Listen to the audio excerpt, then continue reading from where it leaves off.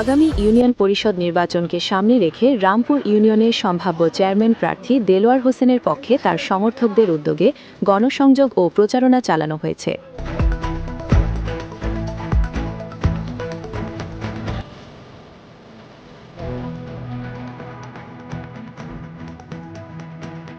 এ সময় সমর্থকরা ইউনিয়নের বিভিন্ন গ্রাম ও পাড়া মহল্লায় সাধারণ মানুষের সঙ্গে মতবিনিময় করেন এবং দেলোয়ার হোসেনের পক্ষে ভোট ও দোয়া কামনা করেন।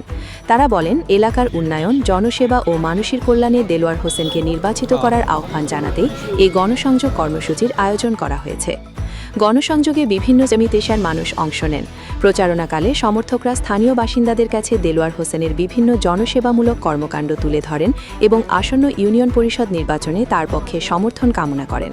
সমর্থকদের ভাষ্য, নির্বাচনকে সামনে রেখে রামপুর ইউনিয়নের বিভিন্ন এলাকায় এ ধরনের গণসংযোগ ও প্রচারণা কার্যক্রম ধারাবাহিকভাবে চলবে।